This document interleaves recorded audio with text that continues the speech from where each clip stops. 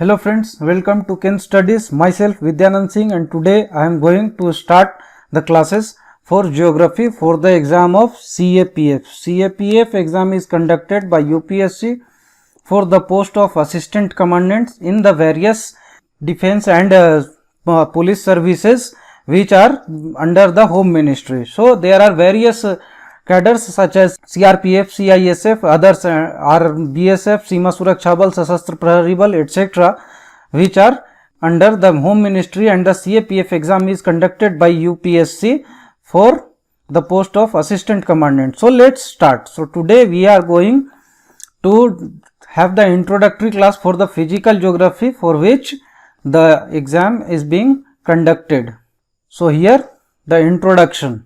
So here you will see that the definition of geography is given. So geography, what is geography? Geography is made from two Latin words, Greek words, which are geo and graphos. Geo means the earth and the grapho means the description. Thus it means the description of the earth. So whatever the features on the surface of the earth, such as landforms, physical landforms, climatic conditions, human behaviors, human settlements, economic activities etcetera, ये सारी चीजें जो है सो geography में जब हम define करते हैं, इसको पढ़ते हैं, तो इसे हम कहते हैं डिस्क्रिप्शन ऑफ द अर्थ और ज्योग्राफी.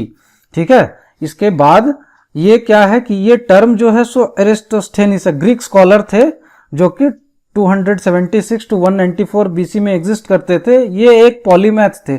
ऐसा नहीं था कि ये स्पेशलिस्ट थे किसी सब्जेक्ट में. उस जमाने में बिफोर मिडिवल पीरियड यहाँ पे क्या होता था कि मैक्सिमम जो स्कॉलर्स थे वो पॉलीमैथ होते थे, यानी कि वो हर एक सब्जेक्ट पढ़ा करते थे. As such sociology, psychology, philosophy, whatever it is, तो सारी सब्जेक्ट्स वो पढ़ा करते थे, इसलिए उन्हें पॉलीमैथ कहते थे. पॉलीमैथ का मतलब होता है कि जो भी पर्सन सारे सब्जेक्ट्स, वेरियस सब्जेक्ट्स के ज्ञाता हो. तो इसमें से एक थे एरिस्टोस्थेनिस, जिन्होंने कि ये ग्रीक वर्ड कॉइन किया था, जिसमें कि ज्योग्राफी का डेफिनेशन उन्होंने दिया था.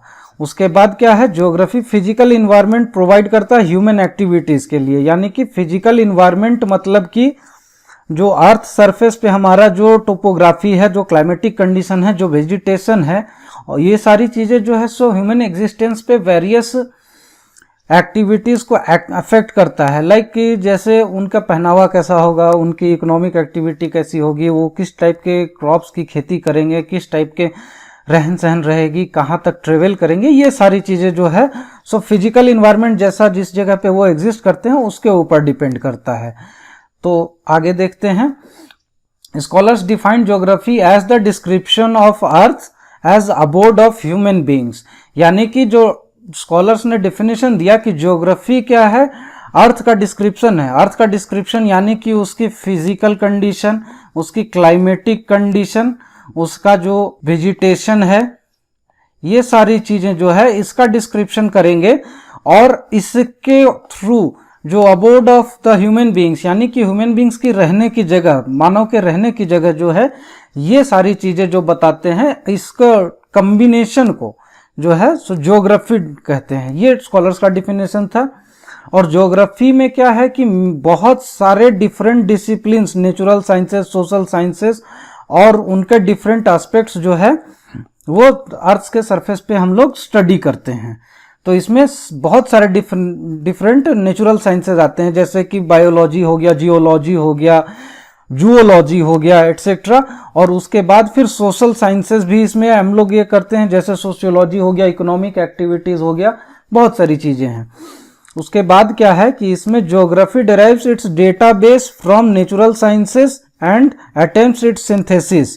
तो नेचुरल साइंसेस और सोशल साइंसेस के ऊपर जो भी डेटा अवेलेबल है, यानी कि जो परसेंटेज ऑफ वेजिटेशन हो गया, एंगल ऑफ इंक्लिनेशन हो गया ऑफ द टोपोग्राफी, कितना वहाँ पे डेन्यूडेशन है, मतलब कि कितना वहाँ पे इरोजन हुआ है, कितना वहाँ पे हिली रीजन का एलिवेशन है, कितने लैंडफॉर्म्स डिफरेंट टाइप के हैं, कितने रिवर्स हैं, ये सारा डेटा जो है सो नेचुरल साइंसेस से आता है. ऊपर से फिर सोशल साइंसेस से पॉपुलेशन का डेटा आ जाएगा, इकोनॉमिक एक्टिविटी का डेटा आ जाएगा, डेमोग्राफिक, ये सब सारी चीजें जो मिलती हैं. उसके बाद उसके जो सिंथेसिस है, इन दोनों के मिक्सचर को सिंथेसाइज करके जो हमारा थियरी डेवलप होता है, या फिर जो उसका डिस्क्रिप्शन डेवलप होता है, वो जो है सो ज्योग्राफी करने का काम करता है। मतलब क्या है कि ज्योग्राफी कंबाइन करता है नेचुरल साइंसेस और सोशल साइंसेस को to describe the earth surface as the abode of human beings. तो ये ज्योग्राफी का जो कंप्लीट डेफिनेशन है वो है, geography can be defined as the study of physical features, यानी कि इसमें physical features of the earth surface ये हम लोग स्टडी करते हैं। और उसमें क्या क्या आता है, एटमॉस्फेयर, उसके बाद फिर उसका फिजिकल फीचर्स यानी टोपोग्राफी एटसेट्रा, उसके बाद ह्यूमन एक्टिविटी को भी इसमें स्टडी करते हैं और वो कैसे अफेक्ट करता है फिजिकल फीचर्स को, और फिजिकल फीचर्स के थ्रू वो कैसे खुद अफेक्ट होता है। ह्यूमन एक्टिविटी जैसे फिजिकल फीचर्स को कंस्ट्रक्शन एक्टिविटी, माइनिंग एक्टिविटी और भी बहुत सारे एक्टिविटीज हैं जो कि फिजिकल फीचर को अफेक्ट करते हैं। और उसके बाद फिर क्या होता है कि ह्यूमन एक्टिविटी खुद भी अफेक्ट होता है फिजिकल फीचर्स और क्लाइमेटिक कंडीशन के कारण।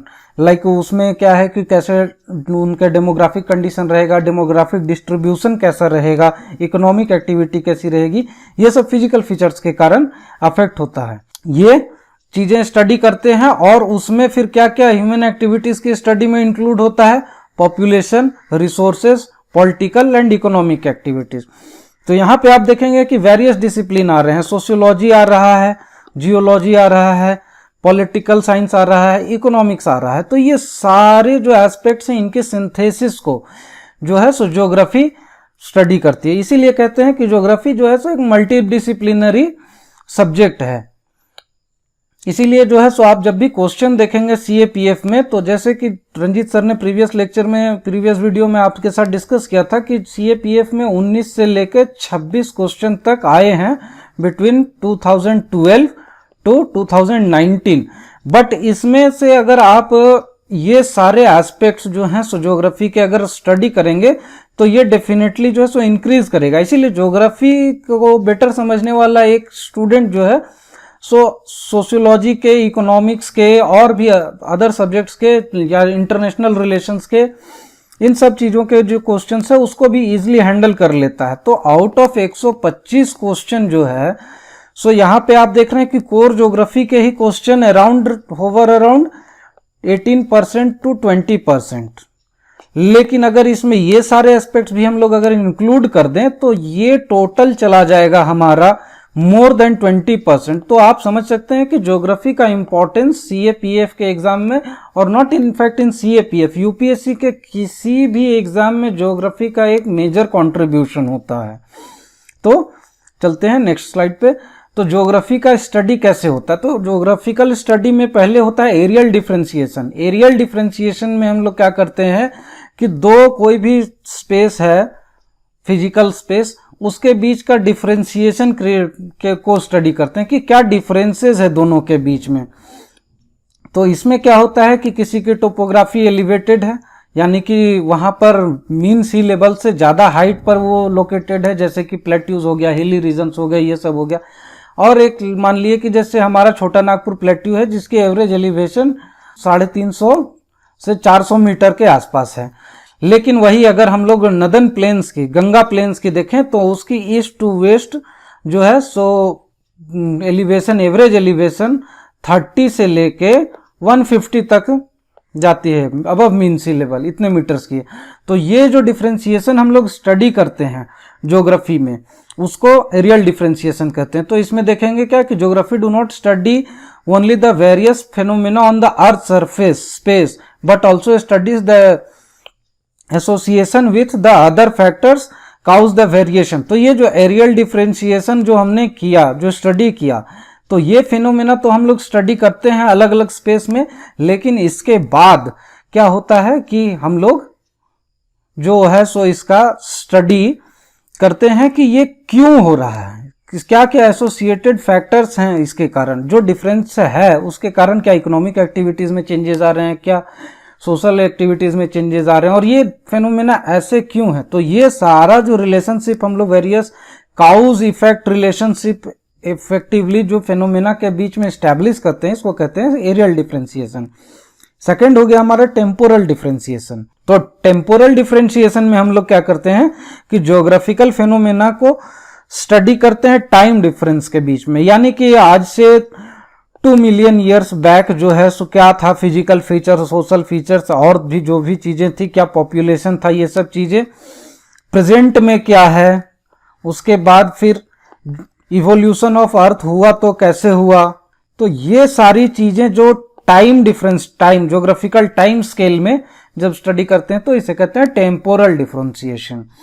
तो क्या 3 कोर क्वेश्चन है जिसको कि ज्योग्राफी एड्रेस करता है। तो ज्योग्राफी एड्रेस करता है पहला व्हाट, इसमें क्या है कि हम लोग pattern of natural and the cultural features जो भी अर्थ सरफेस में मिलते हैं उसको आइडेंटिफाई करते हैं और उसको स्टडी करते हैं। उसके बाद आता है वेयर, वेयर में क्या है कि हम लोग उसके डिस्ट्रीब्यूशन को स्टडी करते हैं, या नेचुरल फीचर्स जो हैं या फिर जो ह्यूमन कल्चरल फीचर्स हैं।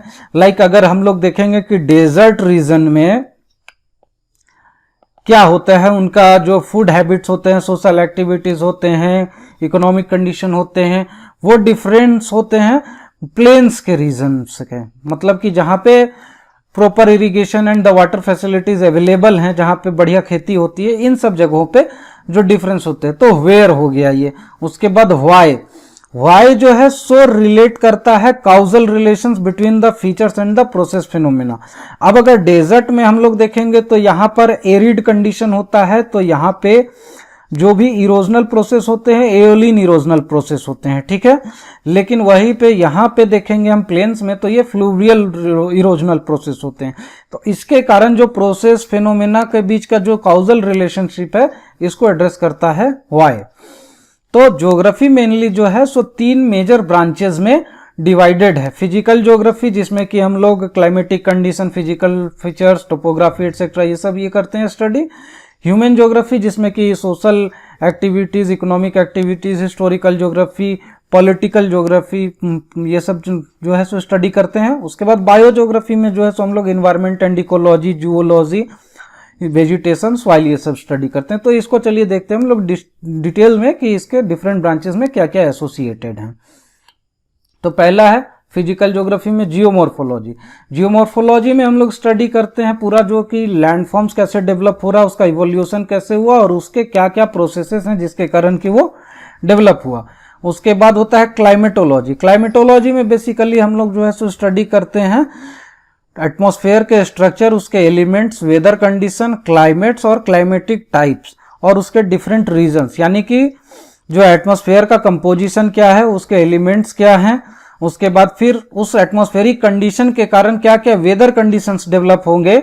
उसके बाद फिर वो वेदर कंडीशंस जो है, वेदर जो है सो शॉर्ट टाइम पीरियड के लिए होता है, जैसे 1 डे टू 7 डेज के बीच में जो भी क्लाइमेटिक कंडीशन होता है उसको हम लोग वेदर कहते हैं, और जो लॉन्ग टर्म एवरेज रहता है उसको हम लोग क्लाइमेट कहते हैं। तो क्लाइमेट जो है सो वेदर का एग्रीगेशन है, यानी कि उसका कलेक्टिव जो फीचर है उसको क्लाइमेट कहते हैं। तो वो क्लाइमेट को स्टडी करते हैं। उसके बाद क्लाइमेटिक टाइप्स, जैसे कि बहुत डिफरेंट क्लाइमेटिक टाइप्स होते हैं अर्थ सरफेस पे, उसमें जैसे कि हम लोग एरिड टाइप क्लाइमेट देखते हैं, इक्वेटोरियल टाइप क्लाइमेट देखते हैं, मेडिटेरेनियन टाइप क्लाइमेट देखते हैं। तो ये सारी चीज़ों का डिस्ट्रीब्यूशन कैसा है और किस किस रीजन में पाए जाते हैं। उसके बाद हम लोग स्टडी करते हैं हाइड्रोलॉजी। हाइड्रोलॉजी में बेसिकली हम लोग जो वाटर रेल्म है उसको स्टडी करते हैं। उसमें जो है सो अर्थ पे जो ओशंस हैं, लेक्स हैं, रिवर्स हैं और अदर वाटर बॉडीज, पॉन्ड्स वगैरह जो भी हैं, तो उसको जो है सो हम लोग स्टडी करते हैं हाइड्रोलॉजी में। तो इसके कारण जो हाइड्रोलॉजी में जो भी इफेक्ट्स हैं different types of life forms के, कैसे कैसे लाइफ फॉर्म्स पाए जाते हैं, कैसे ह्यूमन एक्टिविटीज जो है सो उसको अफेक्ट करती है, सच एज इरिगेशनल प्रोसेसेस हो गए, या फिर हम लोग जो वेस्ट उसमें डालते हैं तो पॉल्यूशन कैसा हो रहा है, क्या उसकी फ्लो चेंजेस हो रही है कंस्ट्रक्शन एक्टिविटीज के कारण।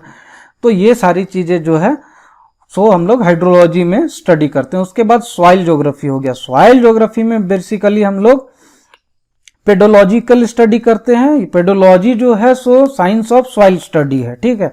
तो इसमें जो है सो सॉइल डेवलपमेंट प्रोसेसेस, कैसे फॉर्मेशन होता है, उसके डिफरेंट टाइप्स, कैसे कैसे टाइप्स के होते हैं। लाइक एरिड रीजन में डिफरेंट सॉइल मिलेंगे, फ्लूवियल रीजन में डिफरेंट सॉइल मिलेंगे, माउंटेनियस रीजन में डिफरेंट सॉइल मिलेंगे। तो ये सारी चीजें स्टडी करते हैं। उसके बाद उसका फर्टिलिटी स्टेटस क्या है, कितनी उर्वरकता है, कितना जो है सो उसमें खेती योग्य जमीन है, तो मिट्टी है। तो ये सारी चीजें हम लोग स्टडी करते हैं और उसका डिस्ट्रीब्यूशन और किस टाइप से उसको यूज किया जाता है।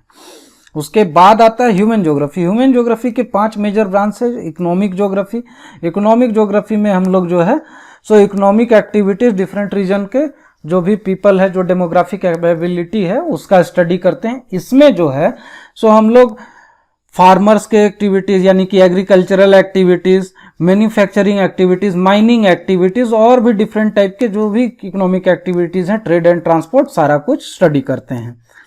उसके बाद सोशल एंड कल्चरल ज्योग्राफी है। इसमें जो है सो सोसाइटी का जो कंपोजिशन है यानी कि जो डेमोग्राफिक स्ट्रक्चर है, आपस में इंटरेक्शन कैसा है, स्पेशियल डायनामिक्स कैसा है, खान पान कैसा है, ये सारी चीज़ों को हम लोग स्टडी करते हैं। उसके बाद हिस्टोरिकल ज्योग्राफी। हिस्टोरिकल ज्योग्राफी में क्या स्टडी करते हैं हम लोग कि जो भी through out the time period है हिस्ट्री का, उसमें जो है सो फिजिकल फीचर्स हैं और जो ह्यूमन फीचर्स हैं वो सारे जो हैं सो चेंजेस होते रहते हैं उसके बीच में।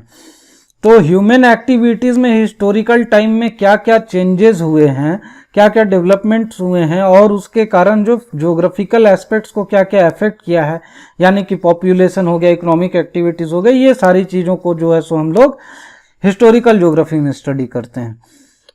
उसके बाद आता है population and settlement geography. Population and settlement geography further divided है रूरल एंड अर्बन ज्योग्राफी में। तो रूरल सेटलमेंट और अर्बन सेटलमेंट में कॉन्ट्रास्टिंग डिफरेंसेस होते हैं, ये सबको पता है। रूरल में जो है सो आप थैचेस, मड, ब्रिक्स, ये सब चीज़ों के घर बने हुए देखेंगे। पक्की सड़कें बहुत कम मिलेंगी, ब्रॉड सड़कें जो है मतलब ट्रंक लाइंस कम मिलेंगे। वहीं जो अर्बन सेटलमेंट्स हैं वहाँ पे आप देखेंगे कि उनका स्ट्रक्चर डिफरेंट होगा। वहाँ पे वेल प्लान्ड सिटीज़ होंगे, हाई राइज बिल्डिंग्स होगी, बेटर पेव्ड रोड्स होंगे, फुटपाथ्स होंगे, ये सारी चीज़ें होंगी। इकोनॉमिक एक्टिविटीज़ भी जो है सो सेटलमेंट्स का डिफरेंट रहेंगे, ये सारी चीज़ें जो है। प्लस क्या है कि उनका डेमोग्राफिक एट्रीब्यूट्स, जैसे कि आप रूरल सेटलमेंट में देखेंगे कि पॉपुलेशन डेंसिटी कम होती है, जबकि अर्बन सेटलमेंट्स में पर स्क्वायर किलोमीटर पॉपुलेशन डेंसिटी जो है सो बहुत ही ज़्यादा होगी। तो ये सारी चीज़ें हम लोग पॉपुलेशन एंड सेटलमेंट ज्योग्राफी में देखेंगे। उसके बाद पॉलिटिकल ज्योग्राफी में क्या होता है, पॉलिटिकल ज्योग्राफी में जैसे जियो पॉलिटिक्स हो गया, तो उसके कारण आप देखेंगे कि पॉलिटिक्स अभी नहीं, before the advent of the civilised और सोशलाइज्ड कम्युनिटी जो है उस समय से ज्योग्राफी जो है सो पॉलिटिक्स को अफेक्ट करते आ रही है। इसमें क्या है, हम लोग देखते हैं space from the angle of political events, develop the theoretical framework, यानी कि ज्योग्राफिकल एस्पेक्ट्स के कारण जो पॉलिटिक्स है वो कैसे अफेक्ट हो रही है। जैसे कि हम लोग एक साउथ चाइना सी ही देख लें, साउथ चाइना सी, तो इसी में देख लेंगे कि वहाँ पे जो इतना कॉन्ट्रास्टिंग और जो डिफरेंसेस है, जो टग ऑफ वार चल रहा है, जो लड़ाई चल रही है डिफरेंट कंट्रीज के कारण, उसके पीछे मेनली जो है सो वहाँ का रिसोर्सेज है। तो साउथ चाइना सी में वेरियस हाइड्रोकार्बन रिसोर्सेज यानी कि ऑयल डिपॉजिट्स हैं, गैस डिपॉजिट्स हैं, प्लस बायोलॉजिकल रिसोर्सेज हैं, रिच फिशिंग ग्राउंड्स है। तो इन सब चीज़ों के कारण चाइना उसको क्लेम करता है और बाकी कंट्रीज जो है सो उसको इसीलिए काउंटर करते हैं क्योंकि वहाँ पे रिच रिसोर्सेज हैं। तो ये जो थ्योरी डेवलप होगी ये पॉलिटिकल ज्योग्राफी के थ्रू होगी कि वहाँ के ज्योग्राफिकल कंडीशंस के कारण जो है सो क्यों ये टग ऑफ वार चल रहा है। तो ये सारा पॉलिटिकल बिहेवियर जो है पॉपुलेशन का, ये हम लोग पॉलिटिकल ज्योग्राफी में देखेंगे। उसके बाद आता है बायोज्योग्राफी। बायोज्योग्राफी में पहला है प्लांट ज्योग्राफी। इसमें हम लोग स्पेशियल डिस्ट्रीब्यूशन नेचुरल वेजिटेशन का और उसके हैबिटेट का स्टडी करते हैं। यानी कि एक पर्टिकुलर जगह पे कोई भी प्लांट मिलता है तो क्यों मिलता है, क्या क्लाइमेटिक कंडीशन है, क्या टोपोग्राफिक कंडीशन है, ये सारी चीज़ें जो है सो प्लांट ज्योग्राफी में स्टडी करते हैं। फॉर एग्जाम्पल अगर हम लोग देखें कि जो पाइन ट्रीज हैं वो माउंटेनियस रीजन में, प्लस जहां पे climatic condition cold climatic condition हो, वहां पे ही ये पाइन ट्रीज और टी ट्रीज मिलेंगे। क्यों? क्योंकि यहाँ पे ये इसके लिए कंड्यूसिव कंडीशन है, फेवरेबल कंडीशन है जहां पे ये ग्रो हो सकते हैं। तो ये प्लांट ज्योग्राफी में देखेंगे। उसके बाद क्या है जू ज्योग्राफी। जू ज्योग्राफी में हम लोग फाउना का देखते हैं, यानी कि उसके एनिमल्स के डिस्ट्रीब्यूशन को देखेंगे, उनके स्पेशियल पैटर्न्स को और उनके हैबिटाट्स को देखेंगे। तो ये वेजिटेशन और क्लाइमेटिक कंडीशन प्लस टोपोग्राफी, ये तीनों चीज़ों पर डिपेंड करती है कि कैसा एनिमल डिस्ट्रीब्यूशन रहेगा। उसके बाद हम लोग आ जाते हैं इन्वायरमेंट ज्योग्राफी में। तो ये इन्वायरमेंटल ज्योग्राफी जो है सो ये लेटेस्ट एडिशन है ज्योग्राफी के स्टडी में आफ्टर द 1970s, जब जो इन्वायरमेंटल कंडीशन डिटोरियोरेट होने लगी और जो पॉल्यूशन के कारण डिग्रेडेशन हुआ इन्वायरमेंट का, उसके बाद पॉल्यूटेंट्स की स्टडी चालू हुई, पॉल्यूशन कंसर्न्स जो है सो बढ़ गया। तो कंजर्वेशन के लिए जब हम लोगों ने स्टडी करना चालू किया कि कैसे इसको रोका जाए, कैसे इसको कंजर्व किया जाए, इन्वायरमेंटल डिग्रेडेशन को टैम किया जाए, तो इन सब चीजों की स्टडी जब शुरू हुई तो नया ब्रांच ज्योग्राफी में एक स्टडी में ऐड हो गया, वो है इन्वायरमेंटल ज्योग्राफी। उसके बाद है इकोलॉजी एंड इकोसिस्टम। ये जो है साइंटिफिक स्टडी करता है हैबिटाट और उसके स्पीसीज और उनके डिस्ट्रीब्यूशन और उनके बीच के रिलेशंस को। तो यहाँ पे ये सारे जो ब्रांचेस हैं ज्योग्राफी के, ये हमने देखा किस ब्रांच में क्या स्टडी करते हैं और क्या उनका कोर एरिया है और किस तरह से हम लोग ज्योग्राफी में धीरे धीरे आगे बढ़ेंगे और क्या क्या सब्जेक्ट्स हम लोगों को मिलेंगे आगे। तो ये यहाँ पे हमारा क्लास खत्म होता है। Thank you friends, my self Vidyanand Singh signing off. और आप लोगों को कुछ भी कांटेक्ट करना हो व्हाट्सएप का नंबर ये है और आप कॉल भी कर सकते हैं हमें इस नंबर पे, और हमारी वेबसाइट यहाँ पे मेंशन्ड है, इस वेबसाइट पे जाके आप लोग कोर्सेज भी परचेज कर सकते हैं और प्लस आप लोग टेस्ट्स भी दे सकते हैं। टेस्ट सीरीज हमारी लाइव है already. Thank you and have a good day.